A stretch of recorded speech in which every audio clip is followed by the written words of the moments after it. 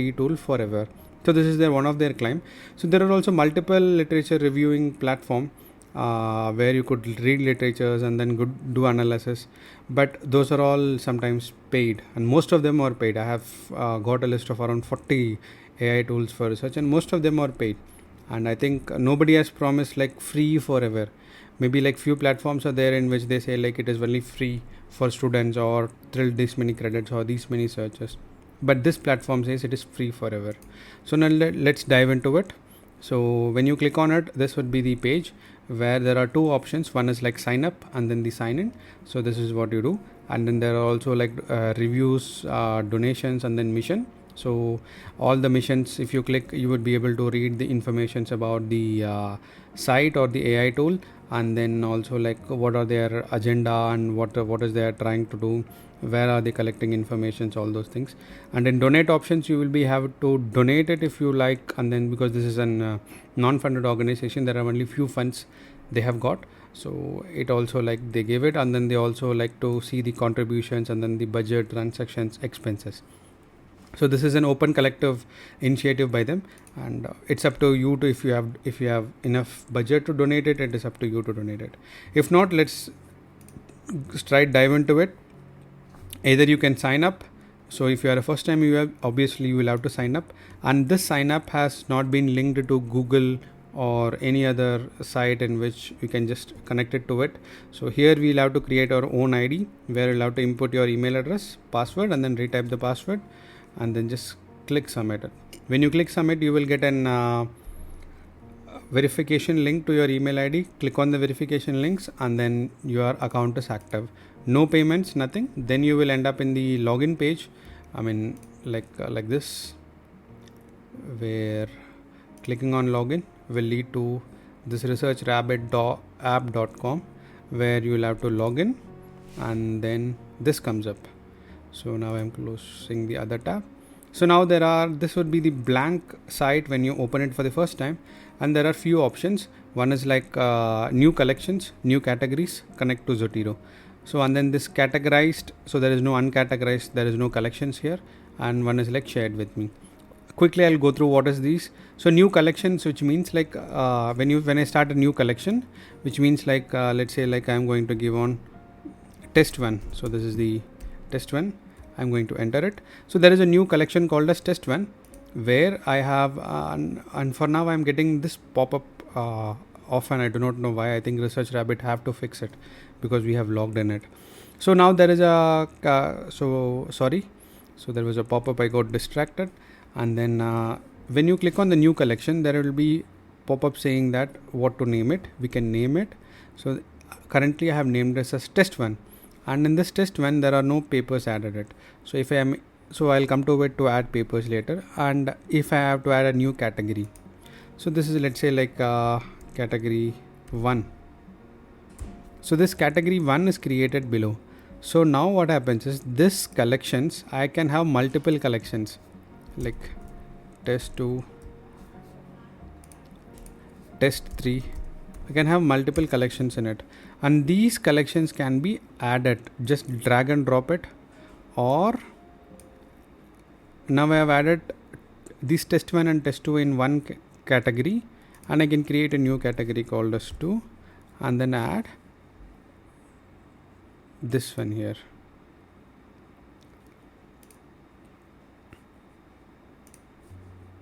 So which means like I have created something called as collections and something is called as category.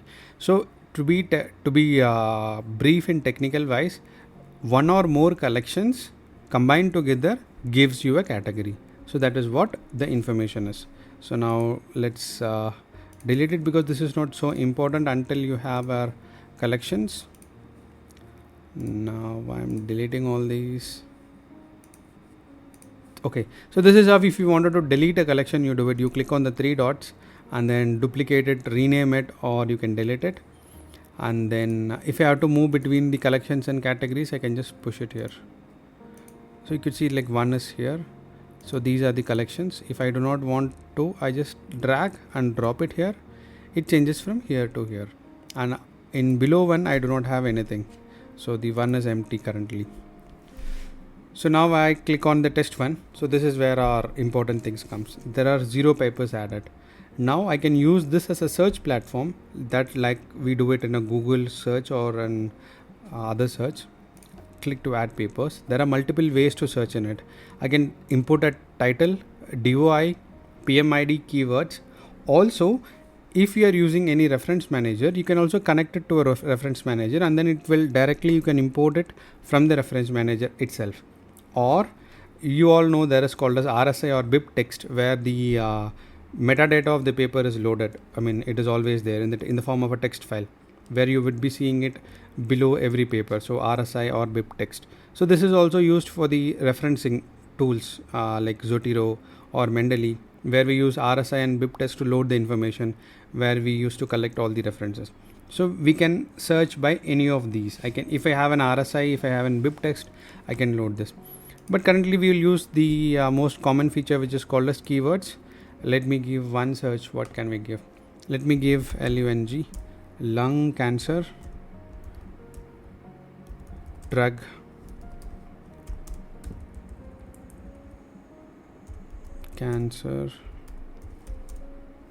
development. Yes. So when I'm no way connected to lung cancer drug or development.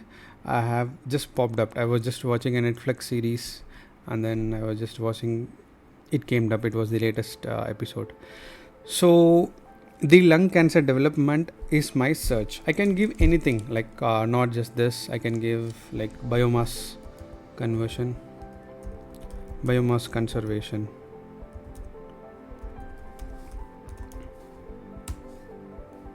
So this is related to biomass conservation, like how to enhance the biomass. I do not know why this keeps popping up.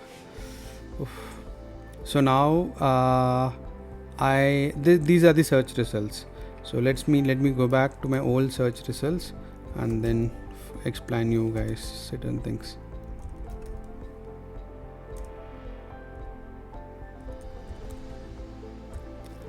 So whenever we search, there are two options available for any search results to pop up.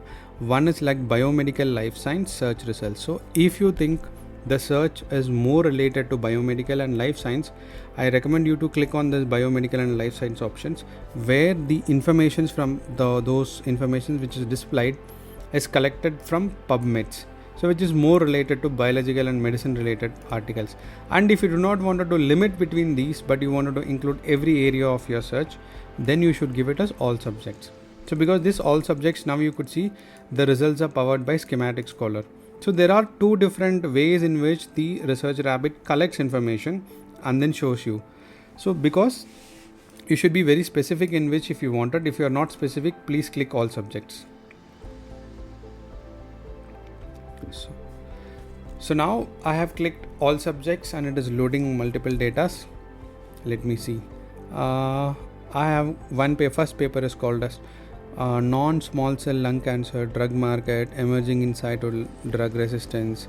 So I'm just going through it, which is research progress on the relationship between the drug cancer drug resistance. Okay, this seems to be a little interesting because it is going to be an research progress, which means it is going to cover a lot of research areas. So I think this is 2019, not so old, so I'm going to add it to the collection. So now this will be added to the collection called as test 1, because I have selected the collection test 1. And then next comes the dual ligand modification. I think this also looks a little bit of my area of interest, or the paper I wish to read, and then I add it to the collection. Okay, 2. And then let's say like, okay, I just wanted to explore the other option, which is called as biomedical life science. I click on it and then it gives me the results. Loading. Usually it is faster. So here, okay, the first result is lung cancer in China, current and prospects. Lung cancer biomarkers, advances and challenges in treatment of lung cancer. Yes, okay, maybe this covers an overall it's like a review paper, I think, because it is published in 2023. quite recent, and the topic is advances and challenges in the treatment of lung cancer. It is just like I would like to get the information, and this article would give me a wholesome information.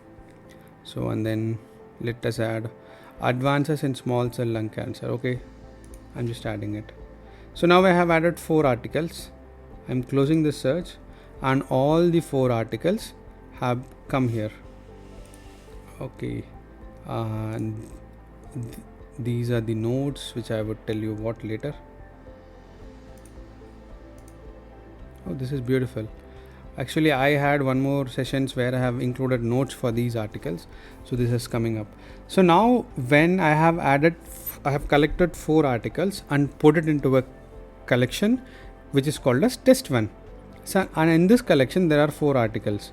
Now what does this shows? When I select all the 4 articles, it's like the 4 articles are combined together, and this combined together, the researchrabbit has searched the whole literature available and found 3757 similar articles. That is what it says.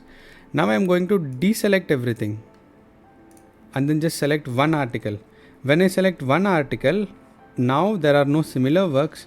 When I select the second article, yes, this article has got a similar works of 137, and this article has a similar works of 961. So what does this similar work means? That it is going to take up the title, keywords, and then the abstract, and then match it with the literature, and then those which are closely in match is categorized together called as similar works. Okay, so now we'll come to the first column.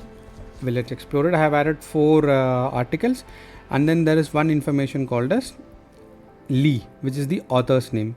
So the first is called as the first author, and then the last word is the corresponding author, and then we have a title of the article, and then the journal in which it has been published. So this is information, and then this is an year in which the article is published, and the one which is arrow marked and then below is called the number of citations this article has got. The first article has got 0 citations, which means like somebody has cited this article. It is 0 currently, and the second article has got 3 citations. This third article, which is published in 2019 in Journal of Cancer, the first author is Ma and the second author is Liu, and then title is Research Progress on the Relationship Between Lung Cancer and Drug Resistance and MicroRNAs. So this is 17 citations, and the one which is published in 2018 has got 87 citations. Now if I have to look at the more number of cited article, maybe I am going to read that as first. So now I click on it. When I click on it, I generate a second column which says one paper selected. This is the first author, this is the corresponding author, title, and this is the small abstract. And you could see that there is one green color icon which is called as PDF, which is accessible. If I could check on the others one, yes, you see in this article it says no PDF, which means this article I cannot read fully without any payment, or this has to be a paid journal. But whereas this article has got a free access. So this is what it says. It is not necessary for you to open this article, go to the home page, and then find if it is free access or do you have any access to this PDF. This does it everything. So imagine I had this tool before, a lot of my time would have been saved, instead of going every time to the home page of the article and then finding it out if it is accessible or not. At least thanks for the researchrabbit team, they have brought up this beautiful feature. Okay, now going along, I can also do one more thing called as add a comment. So let's say like I will read this later. I need to read the full paper of this later. So I will write it, read full paper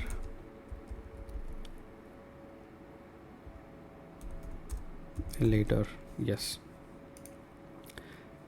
So now you see my comment is added here, and it would also be visible here. Even if I move to a different place, I think like it is not movable. Even if it moved to a different place, this information is carried out always. this information is carried along always. So now let's go to the third column. So now the third column displays first is remove from test 1. So which means the selected articles will be removed from this category, added to another category. If I have one more collection, test 2, now I can just add this article to test 2 also, which means it is not that this article will be removed from test 1 and added to test 2. Instead, it will be there in both test 1 as well as in test 2. So this is what the add and remove option is. So now we'll select the fourth article. Yes. Now you could see it gives me an similar works of 3757. This is quite high. And then it gives me something called as reference of 40, which means this article which we have selected has cited 40 references in this manuscript. So it is like when I open and we'll open this article, it has the PDF accessibility, and we could see that when we go to the end of the article. Oh yes, so let's say like 1 2 3 4 5 5 plus 5 10 10 1 2 3 4 5 6 7 8 9 10 10 10 20 20 plus 10 30. I think this would have 10 articles. So roughly it is the same number of articles we have got. And then suppose if I am going to click this article, and then these are the articles of which I do not know, these keeps popping up. I don't know for why. So these are the articles which has been cited in the article in which we have selected. Suppose if I wanted to follow up on this article and then just read on it, I did not go initially previously. What I would do is I will copy this, put it into the search bar, go read the abstract, and then find out is it useful for me or not useful for me. But this research rabbit, I can do it here only. I can read all the titles, I can read the published year, I can read the published year, citation, articles and everything. And the next tool gives you the network of this article, which means it shows the green is the parent article in which we have selected. This is the parent article which is shown in green, and then how this green has cited these many articles. Let me zoom in a little, and then yes, now we can also pull around and play. That is one cool feature. So the arrow is starting from green and then moving towards a definite paper, which means that the article in which the arrow starts has cited the arrow pointing article. That is what the information is. And then more darker the blue is, more citation it has got. So now I can also view in a different graph called as timeline. This is called as fit, this is called as zoom out, this is zoom in. So I'm going to fit it, and I would see that out of the 40 citations this one selected article has given, one article has been cited from 1997, and most of the citations are in 2008 and 2018. And this also can display the first author name and then the last author name. So this goes on.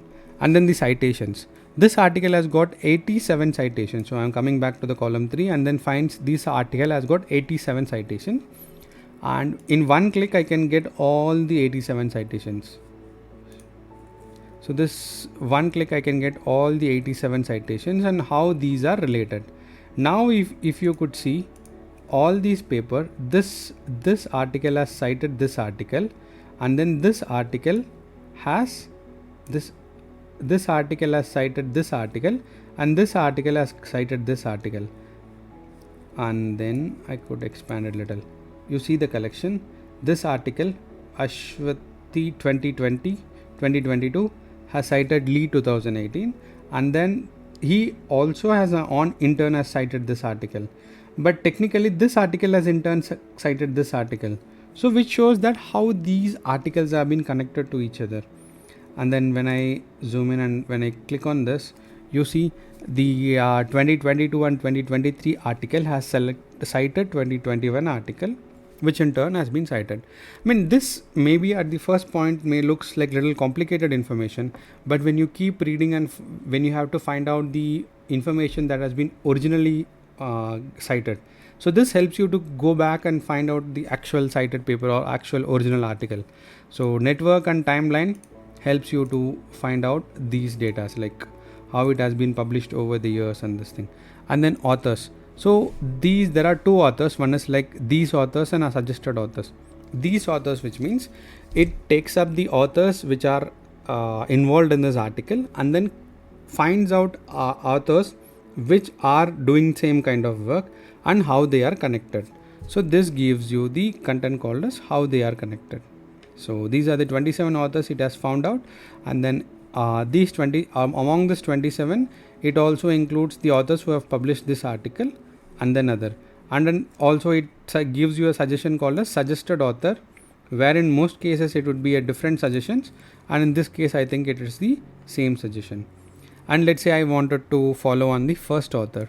I click here and then I see the author has published 7 publications and it has got 57 citations, and this 9 citations we could get it from here. And what is collaboration?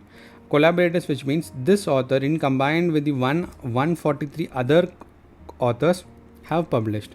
So this is the collaborators means. Suppose if you think that you wanted to connect this author, so yes, there is no connect authors available. Yes, these are the collaborators. And there are also few other options called as linked contents, export, RSI and CSV, that I'll come back now. So linked contents are not active. Let me find it here. Okay, what does this linked contents means? This linked contents are nothing but which has collected not from the scientific publications. Maybe let's see, like, does it have any linked contents? It would be like wiki pages, other blogs, or some other sites in which it has been connected. So this can also gives you information regarding this. So the option called as linked content gives you an information about the information collected from the other sources, but in this case it has not been collected from other sources. And let's come back to our original thing, and shows like we can also export the information of the author, which is information of the paper, as bibtext, RSI or CSV for the citations purpose. And then if you think the collection which we have done as test 1, it should be made as a public collection, then if you click yes, this collection will be made as the public collection. And if you think you wanted to share this collection to some of your friends or your corresponding author or your professor or your students, then you copy the link and then share it via email. Second thing, we can also invite collaborations. How do I invite collaborations? And then edit collaborators, which means like I have the disk. So now if I want to make it public, I make it. Let's say like there are two kinds of collaborators. Me and my friend is doing this project together. I want my friend to add papers also. Like I have read 5 papers, let him also read. If he finds any other unique 5 papers, he can also add. So that concerned person's email ID is given here, and then send an invite. Then that he or she can add the paper. Or if I think the person has to be only read only, that the person does not have to do any collections, but I wish that person to read all the contents available or look at the contents available, then I can just give read only option, enter the email ID, send an invite. So this is a very beautiful options available. And last thing is like email updates. So what is this email updates?